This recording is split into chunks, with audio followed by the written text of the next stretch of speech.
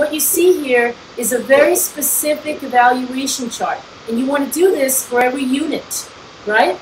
To see if they're progressing as they go along.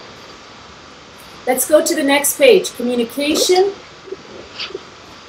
critical thinking, mathematics, let's flip through, geometry and spatial sense, literacy, reading, print awareness, early writing, personal and social skills, and creative arts.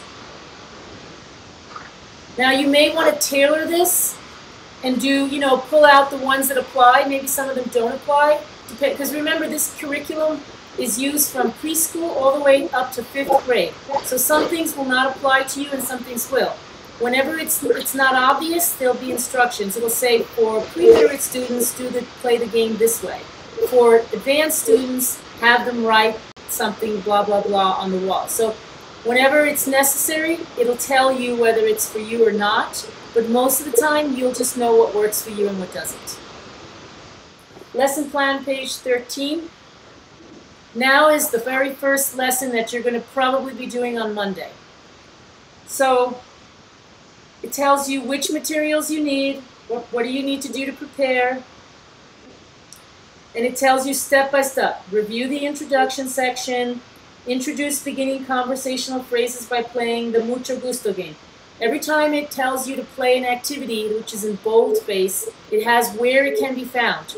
Basically, all the activities are found in the game section. So if you just flip through the next grade section, like projects games, page 1, for example, it'll tell you to go, it'll tell you the name of the activity, the skill that's being developed, and the bench and the objective of the game in italic. And then it tells you how to play the game.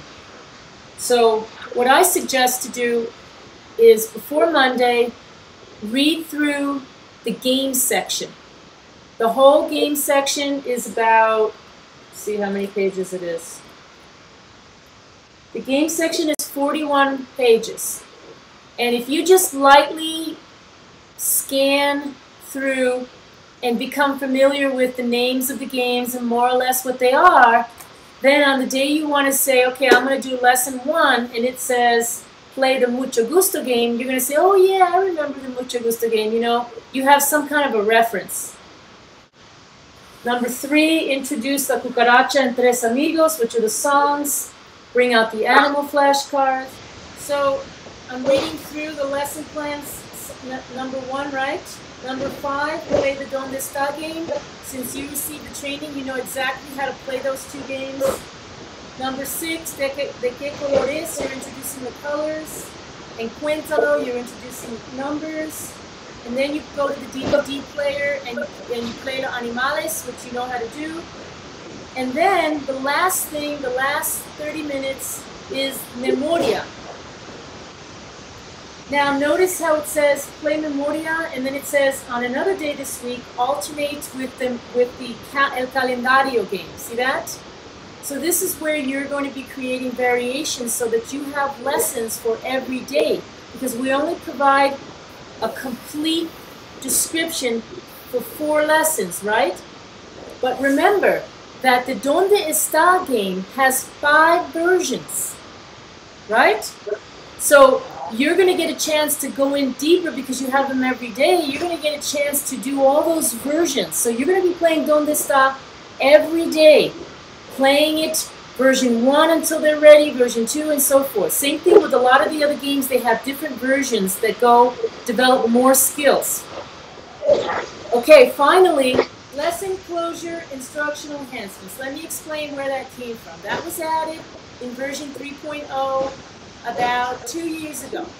And when I wanted to align this curriculum to the TESOL standards, I hired a TESOL specialist to come in and analyze my curriculum and find gaps. Wherever there was gaps and where we needed to develop that activities that needed to be developed to meet those standards, he came in and added things. So we created the lesson closure and instructional enhancements. So what I like to stress here is don't think that just because they're on the bottom, they're not important, that they're like extras. They actually are very important, but I didn't want to change the structure because I have a lot of teachers that are teaching 1 hour a day, and I didn't want to, teaching 1 hour a week.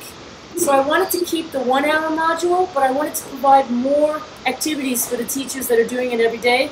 So these are really important for you who are trying to meet these standards. They are what you alternate.